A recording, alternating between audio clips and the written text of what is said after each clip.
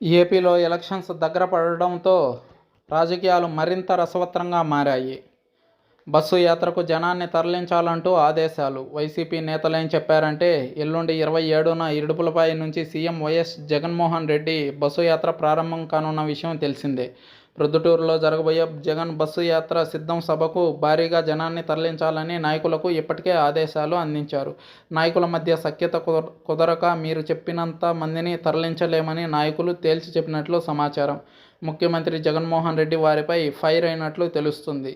ఈ నెల 27 నుంచి బస్సు యాత్ర ప్రారంభించనున్నారు. సిద్ధం పేరుతో రాష్ట్రంలో 4 చోట్ల సభలు నిర్వహించిన జగన్ ఆ సిద్ధం సభలకు గ్రీన్ మ్యాట్లు పరిచి అబాసుపాలైన విషయం తెలిసిందే. మొదటి సభతో గ్రాండ్ సక్సెస్ అందుకున్న సోషల్ మీడియాలో వైరల్ అయిన రెండో సభకు తేటతెల్లమైపోయింది జరిగిన వాస్తవం ఏంటి అనేది.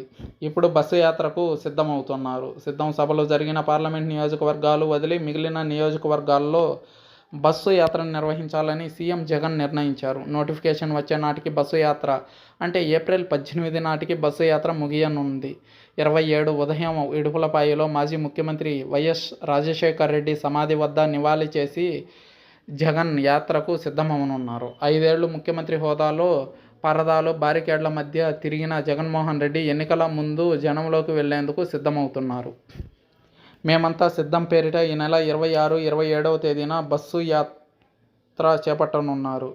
దాదాపు నెల రోజుల పాటు ఈ యాత్ర జరగనుంది. పులివెందుల నుంచి ఇచ్చాపురం వరకు బస్సు యాత్రకు రూట్ మ్యాప్ను సిద్ధం చేసుకున్నారు.